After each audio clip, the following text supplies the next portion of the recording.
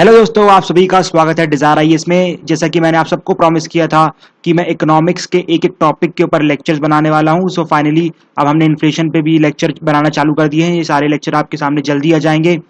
आपके सामने अभी तक एक्चुअली में 3 सीरीज आ चुकी है। एक बैंकिंग सीरीज आ चुकी है, एक मॉनेटरी पॉलिसी की सीरीज आ चुकी है और एक कैपिटल एंड मनी मार्केट की कंप्लीट सीरीज आ चुकी है। फाइन। तो अब ये चौथा टॉपिक है इन्फ्लेशन। देखिए, ये चारों टॉपिक मैंने प्रायोरिटी पे क्यों लिए, जस्ट बिकॉज कि ये सब जो टॉपिक्स हैं, ठीक है, ये चारों के चारों टॉपिक्स बहुत ही ज्यादा इंपॉर्टेंट है। ठीक है, अगर जितने भी यूपीएससी इकोनॉमिक्स में प्रीलिम्स में आप क्वेश्चन देखेंगे जो घुमा फिरा के आते हैं, ठीक है, थोड़े बहुत ट्विस्टेड टाइप के आते हैं, वो इन्हीं 4 चैप्टर से आते हैं। जितने फिर बाकी के चैप्टर्स बचते हैं लाइक फिजिकल सिस्टम, टैक्सेशन, ठीक है, ये सब चैप्टर, एग्रीकल्चर, ये सब चैप्टर्स मतलब सीधे सीधे फैक्ट्स में आना है।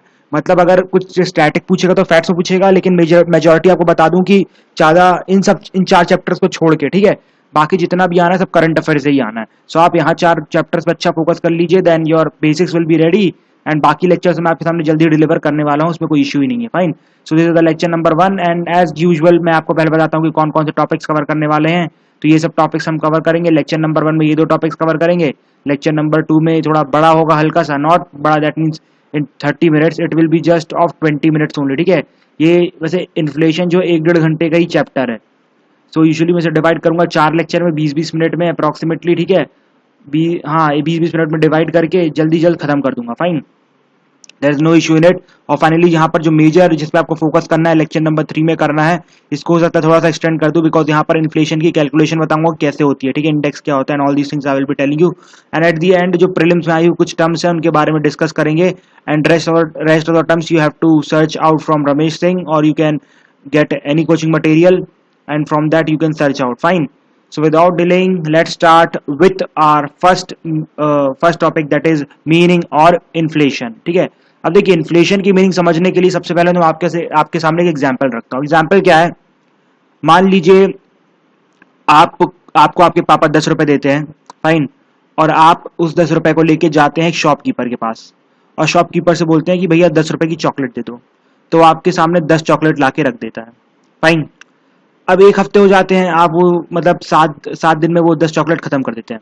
अब 1 हफ्ते बाद दोबारा आप उस शॉपकीपर के पास जानते हैं और आपके पापा ने फिर से आपको 10 रुपए दिए, तो आप बोलेंगे कि भैया फिर से मुझे 10 रुपए की चॉकलेट दे दो। लेकिन इस बार आपने देखा कि उसने इस बार आपको सिर्फ और सिर्फ 5 ही चॉकलेट दी।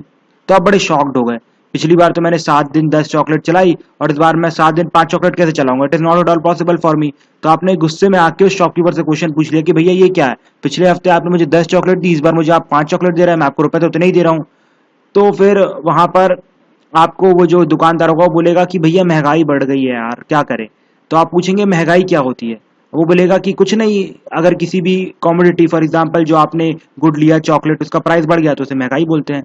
लेकिन आपने देखा कि वहां पर आपको जो शॉपकीपर था, जो भैया वाला था, दुकान वाला भैया था, उसने आपको सिर्फ और सिर्फ आधी मीनिंग बताई। अब आपको पूरी मीनिंग जानने के लिए आपको आना पड़ेगा डिजायर आईएएस के पास। अब डिजायर आईएएस वाले आपको यहाँ पर पूरी मीनिंग बताएंगे। देखिए इन्फ्लेशन का मतलब क्या होता है। इन्फ्लेशन का मतलब होता है किसी भी गुड्स की प्राइस में राइज हो जाना। फॉर एग्जांपल आपने देखा कि यहाँ पर चॉकलेट का प्राइस बढ़ गया, लेकिन सिर्फ इतना ही नहीं, उसमें दूसरी चीज ऐड करना बहुत जरूरी है। ये आपको सिर्फ और सिर्फ कॉमन लोग बताते हैं, ठीक है, कि इन्फ्लेशन मतलब महंगाई। लेकिन दूसरी चीज ये होती है कि साथ ही साथ जो आपकी करेंसी रहती है उसकी परचेजिंग पावर घट जाती है। अब ये परचेजिंग पावर क्या होता है इसके बाद कंबाइन करके समझाता हूँ। परचेजिंग पावर मतलब कि आप 1 रुपए में कितनी चीजें खरीद सकते हैं। अभी मैं आपको कंपैरिजन से बताता हूँ, वैसे टेक्निकली बहुत डिफरेंट है, बट यहाँ पर आपको लेमन टर्म्स में समझा रहा हूँ। फॉर एग्जाम्पल कि आप $1 में 10 चॉकलेट खरीद सकते हैं, ठीक है, लेकिन 1 रुपए में सिर्फ और सिर्फ 1 चॉकलेट खरीद सकते हैं।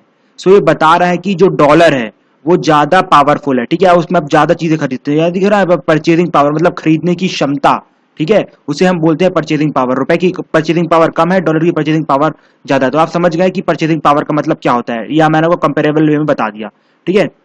तो आपने यहाँ पर देखा कि क्या हुआ, जैसे ही वो जो आप थे, आप जब शॉपकीपर के पास जाते हैं तो यहाँ पर उसने आपको इस बार 5 चॉकलेट दी। मतलब ये हुआ कि प्राइस तो बढ़ गया है, ठीक है, मतलब जो एक चॉकलेट 1 रुपए की आती थी वो अब 2 रुपए की एक चॉकलेट आने लगी है। और साथ ही साथ आपने देखा कि परचेजिंग पावर भी करेंसी की घट गई है। मतलब परचेजिंग पावर कैसे घटी? पहले आप 1 रुपए में एक चॉकलेट खरीद रहे थे, अब आप 2 रुपए में एक चॉकलेट खरीद रहे हैं, ठीक है। तो आप देख रहे हैं ना कि मतलब जो आपकी पैसे की, जो रुपए की कीमत थी, मतलब जो क्षमता थी चीजें खरीदने की, वो कम हो गई है। तो इसे हम बोलते हैं इन्फ्लेशन, मतलब कि continuous rise in the price of goods, और साथ ही साथ जो परचेजिंग पावर आपकी करेंसी की घट जाए उसे हम बोलते हैं इन्फ्लेशन। ये दोनों चीजें ऐड होंगी तभी ये से आप कहा जाएगा कि हाँ आपने यूपीएससी के लिए इकोनॉमिक्स पढ़ा है, उसमें इन्फ्लेशन का चैप्टर पढ़ा, आपने डिजायर है इसमें आके पढ़ा है, ठीक है। इसके बाद दूसरी चीज क्या होगी, जैसे ही अब देखिए परचेजिंग पावर घटती जाएगी किसी करेंसी की, अब जब आरबीआई को फील होगा कि किसी करेंसी की मतलब जो परचेजिंग पावर है एक लिमिट से, मतलब एक लिमिट से नीचे गिर चुकी है, तो उस करेंसी को, मतलब उस रुपीस को, जो करेंसी का जो पार्ट रहेगा उसे आरबीआई डिसकंटिन्यू कर देगी इकोनॉमी से। फिर से एग्जांपल के तौर पे समझिए, हमारे पिताजी के एग्जाम्पल पे, मतलब जब हमारे पिताजी के टाइम पे क्या हुआ करता था, हमारे पिताजी दादाजी उनके टाइम पे क्या हुआ करता था, उनके टाइम पे हमने देखा था कि वो लोग हमें जब भी बताते हैं, बैठते हैं साथ में, तो बोलते थे कि हम लोग 25 रुपए की चॉकलेट लेके आते थे और आज तुम लोग सिल्क लेके आते हो 80 रुपए की, 100 रुपए की, ठीक है।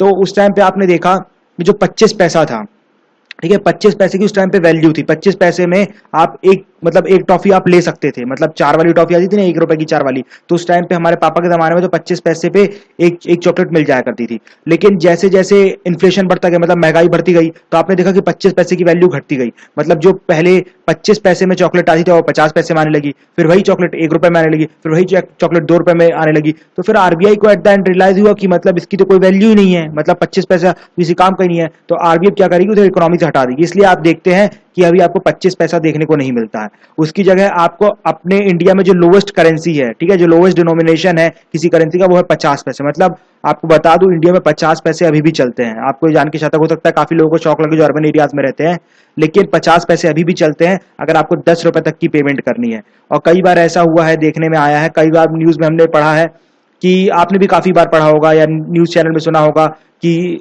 कोई बंदा दुकानदार के पास गया और उसने मना कर दिया पैसे लेने से, ठीक है। उसने जब मना कर दिया पैसे लेने से, तो उस बंदे ने कंज्यूमर कोर्ट में केस कर दिया। कंज्यूमर कोर्ट में केस करने के बाद क्या हुआ, एट दी एंड मतलब उसे पैसे चुकाने पड़े, मतलब शॉपकीपर को, मतलब उसने उसके ऊपर क्लेम किया कि उसने मुझे प्रॉब्लम पहुंचाई, 50 पैसे के पैसे नहीं लिए, ठीक है। ये सब चीजें बहुत केसेस आ चुके हैं, ठीक है। मतलब 50 पैसे चलते हैं अभी भी इंडिया में, ये अभी तक का सबसे लोवेस्ट डिनोमिनेशन है, 10 रुपए, फाइन, भूलना नहीं।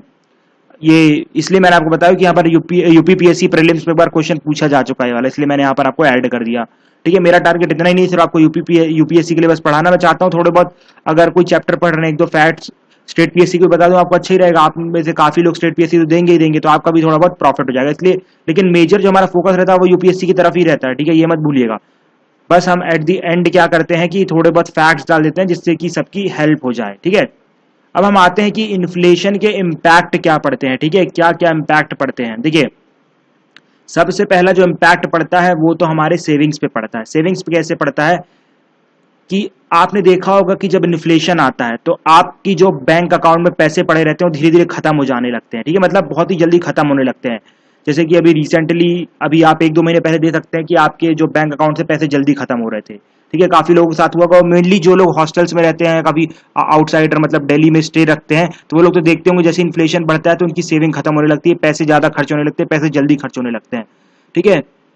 मतलब आपकी सेविंग पे इम्पैक्ट पड़ता है। और सबसे ज्यादा किसकी सेविंग इम्पैक्ट पड़ता है, पुअर लोगों की सेविंग पे इम्पैक्ट पड़ता है। अब उन्हीं की सेविंग पे सबसे ज्यादा इम्पैक्ट क्यों पड़ता है, मतलब किसी रिच की सेविंग में इम्पैक्ट क्यों नहीं पड़ता है, ठीक है। क्योंकि बिकॉज प्राइस तो बढ़ा ही है।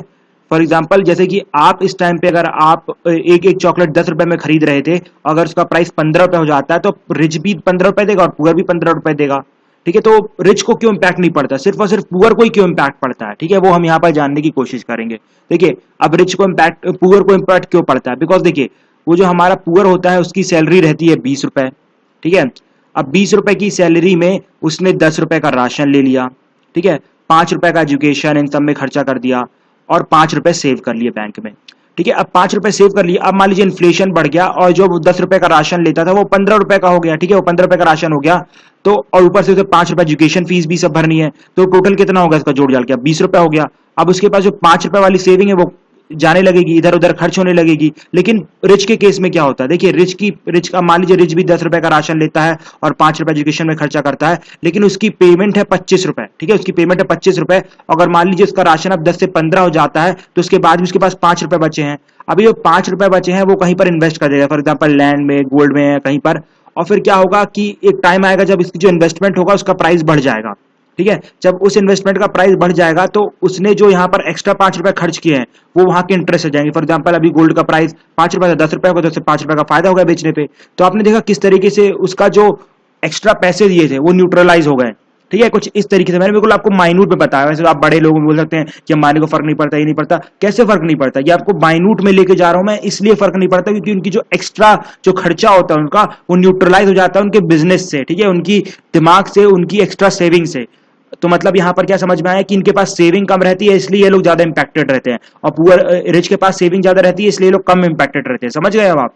ठीक है, तो हम समझ गए कि सेविंग पे कैसे इंपैक्ट पड़ता है, फिर उससे सेविंग से एट द एंड पुअर पे कैसे इंपैक्ट पड़ता है। फाइन, अब हम अगले चीज पे देखते हैं कि अब अगला किस पे इंपैक्ट पड़ता है। देखिए, अगला जो इंपैक्ट पड़ता है वो तो कस्टमर पे पड़ता है, फिर इसके बाद बैंक्स पे पड़ता है और कंप्लीट इकोनॉमी में इंपैक्ट पड़ता है। ठीक है, लेकिन ये कनेक्टेड सिर्फ और सिर्फ एक ही चीज से। आप देखेंगे मैं यहां पर कैसे कनेक्ट करता हूं। देखिए, जो इंपैक्ट है सबसे पहले पड़ता है लेंडर के ऊपर। ठीक है, अब आप जानते हैं लेंडर कौन होता है और बोरोवर कौन होता है। लेंडर वो होता है जो लोन देता है और बोरोवर वो होता है जो कि लोन लेता है। देखिए, जैसे इन्फ्लेशन बढ़ेगा तो लेंडर का क्या रहेगा, प्रॉफिट कम हो जाता है। ठीक है, जैसे फॉर एग्जाम्पल अभी लेंडर 10 रुपए आपको लोन दे रहा था और 2 रुपए इंटरेस्ट रेट ले रहा था। ठीक है, 2 रुपए उसका प्रॉफिट था। अब मान लीजिए महंगाई बढ़ गई। ठीक है, तो अब उसका जो 2 रुपए जो इंटरेस्ट रेट मिल रहा था, मतलब वो तो उसका खर्चा था ना, मतलब जो उससे वो अपना घर चला रहा था। लेकिन अब महंगाई बढ़ गई तो अब उसका 2 रुपए का खर्चा उसे फील होने के लगने, यार मुझे 1 रुपए एक्स्ट्रा चाहिए। ठीक है, तो आप देख रहे हैं कि यहाँ पर लेंडर को लॉस हो रहा है। ठीक है, अब लेंडर यहाँ पर मैं लेंडर किसको बोल रहा हूँ, लेंडर यहाँ पर मैं बोल रहा हूँ बैंक को बोल रहा हूँ। ठीक है, अब जब बैंक को लॉस होगा तो अब वो अपना प्रॉफिट तो निकाल नहीं उसे, नहीं तो बैंक तो डूब जाएगा। अब वो जो 2 रुपए इंटरेस्ट रेट था उसे बढ़ा के 3 रुपए कर दिया जाएगा, मतलब 3% कर दिया जाएगा। अब उससे क्या होगा, अब उससे बोलेंगे कंज्यूमर बोलेंगे नहीं यार वैसे इन्फ्लेशन है, ऊपर से लोगों ने लोन भी बढ़ा दिया, हम कैसे लोन ले, मतलब हमारा तो मतलब कुछ अब बन ही नहीं रहा बजट, हम कैसे आगे लोन चुका पाएंगे, कैसे लोन दोबारा दे पाएंगे। तो क्या होगा, इससे कंजम्पशन डिक्रीज होगा। कंजम्पशन क्यों डिक्रीज होगा, पहले देखिए कंजम्पशन इसलिए बढ़ा हुआ था क्योंकि बैंक लोन फ्रीली दे रहा था, बहुत आराम से 2 रुपए में लोन दे रहा था और लोग आराम से लोन ले रहे थे, कार खरीद रहे थे, बाइक खरीद रहे थे, सब कुछ खरीद रहे थे। लेकिन अब लोन महंगा होगा तो लोग बाइक खरीदना बंद कर देंगे, कार खरीदना बंद कर देंगे, फ्रिज, वॉशिंग मशीन सब खरीदना बंद कर देंगे। तो उससे क्या होगा, कंजम्पशन डिक्रीज होगा। अब जब कंजम्पशन डिक्रीज होगा तो देखिए यहाँ पर जो मैन्युफैक्चरर थे, अंबानी लोग थे, वो ज्यादा मशीनें क्यों बना रहे थे, ज्यादा आपके सामने ये जो फ्रिज टीवी क्यों बना रहे थे, बिकॉज लोगों की डिमांड थी। अगर आप डिमांड किसी चीज की करना ही बंद कर देंगे तो ऑटोमेटिकली क्या होगा, ऑटोमेटिकली हमारा वो जो फैक्ट्रीज हैं वो लोग जैसे फॉर एग्जांपल जो मैन्युफैक्चरिंग करना बंद कर देंगे। फॉर एग्जांपल अगर हमारे यहाँ पर हम जितने भी लोग हैं जो रिलीजियस नाम पे बट जाते हैं, अगर हम बटना बंद कर दे, हम पॉलिटिशियंस को अपनी यूनिटी दिखा दे कि हम लोग यूनाइटेड हैं, हम हिंदू मुस्लिम सिख ईसाई सब भाई हैं, हम में कोई डिफरेंस नहीं, हमारा खून लाल है, तो उस टाइम पे ऑटोमेटिकली पॉलिटिशियन हमें रिलीजन के नाम पे, जाति के नाम पे तोड़ना बंद कर देंगे। ठीक है, इसी तरीके से क्यों तोड़ना बंद कर देंगे, क्योंकि हमने डिमांड बंद कर दी। हम बोल रहे हैं कि हमें कोई फर्क नहीं पड़ता, आप किसी को भी बोलो, हम तो भैया एक ही हैं, हम इंसान हैं, हम सबकी जरूरतों को समझते हैं। इसी तरीके से जैसे यहाँ पर डिमांड कम होगी तो ऑटोमेटिकली डिमांड कम होगी, मतलब इकोनॉमिक ग्रोथ कम होगी। इकोनॉमिक ग्रोथ कैसे कम होगी, क्योंकि यहाँ पर जैसी प्रोडक्शन कम होगा तो वैसी जीडीपी कम हो जाएगी। जीडीपी क्यों कम होगी, बिकॉज जीडीपी डिपेंड करती है प्रोडक्शन पे। ठीक है, प्रोडक्शन कम हो मतलब जीडीपी कम हो गई, जीडीपी कम हो गई मतलब इकोनॉमिक ग्रोथ कम हो गई। तो आप समझ रहे हैं कि इन्फ्लेशन का कितना बड़ा इंपैक्ट पड़ता है। पहली बात तो वो रिच को इंपैक्ट करते ही करता है, लेकिन ऐसा नहीं है कि मतलब पुअर को तो इंपैक्ट करते ही करता है, लेकिन ऐसा नहीं है कि रिच को इंपैक्ट नहीं करता। आपने देखा कि कैसे इनइफेक्टिव में रिच को रिच मतलब रिच इंपैक्ट हुआ, यहां पर उसका प्रोडक्शन ही कम हो गया, इसलिए रिच भी चाहता है। आपने देखा 1991 के बाद हमारी गवर्नमेंट खुद चाहती है कि लोगों के पास पैसा रहे। अगर लोगों के पास पैसा नहीं रहेगा तो आप सोचिए वो लोग चीजें कैसे खरीदेंगे। अगर आप चीजें नहीं खरीदेंगे तो आपके पास मतलब जो बड़ी बड़ी इंडस्ट्रीज है वो प्रोडक्शन कैसे करेंगी। अब आपको एक और चीज बताता हूं कि जितनी भी बड़ी बड़ी कंट्रीज है वो इंडिया और चाइना में क्यों इन्वेस्ट करना चाहती है। पॉपुलेशन तो और भी जगह, पॉपुलेशन तो अफ्रीका में भी है, वहां पर क्यों नहीं जा रहे। वहां पर वो लोग इसलिए नहीं जा रहे क्योंकि वहां पर लोगों के पास पैसा नहीं है। अगर मान लो उनके सामने वो लोग एप्पल रखेंगे, ये रखेंगे, वो रखेंगे, तो वो लोग कहां खरीद पाएंगे। लेकिन इंडिया में इतनी कैपेबिलिटी है कि वो ब्रिटिशर्स की और जो बड़ी बड़ी अमेरिकन कंपनीज है उनकी चीजें खरीद सकते हैं। हमारे यहाँ मतलब कोई भी नई चीज आती है लोग बिल्कुल इसके पीछे पागल हो जाते हैं। और सबसे पहले आपको बताऊं, सबसे बड़ा जो मार्केट है वो यूरोपियन मार्केट और सऊदी अरेबिया का मार्केट है। ठीक है, सऊदी अरेबिया का मार्केट क्यों ज्यादा अच्छा है, जस्ट बिकॉज कि वहां पर पैसा है, ऑयल है। ठीक है, तो दिस इज द रीजन कि आप देख रहे हैं कि रिच और पुअर दोनों इंपैक्ट हुआ, लेकिन जो रिच हुआ वो नेगेटिव इंपैक्ट में, मतलब कोई इनडायरेक्ट वे में इंपैक्ट हुआ है। ये आपको कोई नहीं बताएगा, जस्ट डिजायर आईएएस बताएगा। फाइन, आगे कुछ और पॉइंट डिस्कस करते हैं। अब देखिए, ग्रोथ को कंटिन्यू रखने के लिए क्या करना पड़ता है बैंक्स को, ग्रोथ को कंटिन्यू रखने के लिए बैंक्स को अब क्या करना पड़ेगा। देखिए, सबसे पहले तो उन्हें इंटरेस्ट रेट कम रखना पड़ेगा। लेकिन ये पॉसिबिलिटी नहीं है, तो ये वाला काम वो लोग नहीं करते। लेकिन वो लोग क्या करते हैं, at least bank at the and इतना इंश्योर कर देते हैं कि जो डिपॉजिट में जो लोगों को इंटरेस्ट रेट दे रहे हैं वो कम ना करें। देखिए, अगर फॉर एग्जांपल कि आपने लोन महंगा देना चालू कर दिया, साथ ही साथ जो आपके फिक्स डिपॉजिट होते हैं उसमें आपने 8% से 6% इंटरेस्ट लगा दिया, मतलब कम कर दिया, तो कंज्यूमर तो बोलेंगे क्या मतलब वहां रखने का, 6% तो मतलब कोई फर्क ही नहीं पड़ता, वो तो मतलब it is not a big deal for me. हमारे यहाँ भी यूजुअली ऐसे ही देखा गया था अभी एट द फ्रीक्वेंट, ठीक है, इसलिए मैंने बताया, मतलब हमारे रिलेटिव्स भी ऐसी बात कर रहे थे तो मैंने सुना हाँ लोगों की थिंकिंग ऐसी है। मैंने फिर उनसे काफी डिस्कशन किया तो उन्होंने मुझे ऐसा कुछ बताया, और finally at the and this is a proven study, ठीक है। ये कंज्यूमर फिर एट द एंड बोलेंगे 6% इंटरेस्ट रेट तो ऐसे कहीं बाहर से भी मिल जाएगा, ठीक है। So this is the complete lecture in which we have discuss the impact of inflation. आपने देखा कैसे पुअर पे इम्पैक्ट पड़ता है, फिर लेंडर पे इम्पैक्ट पड़ता है, लेंडर से डायरेक्ट इम्पैक्ट पड़ता है किस पे, ग्रोथ पे, फिर ग्रोथ के साथ बिजनेसमैन पे भी इम्पैक्ट पड़ता है, पुअर सबसे ज्यादा मोस्ट अफेक्टेड रहते हैं। साथ ही साथ हमने इन्फ्लेशन की मीनिंग देखी जिसमें हमने जाने की दो चीजें ऐड होती हैं, और फिर जो भी करेंसी मतलब डिनोमिनेशन खत्म हो जाता है उसको हम डिसकंटिन्यू कर देते हैं। Fine. So this was a complete lecture on meaning and impact of inflation, and in the next lecture we will be discussing about types of inflation. Fine. So we will meet in the next lecture. Thank you. Have a nice day, friends.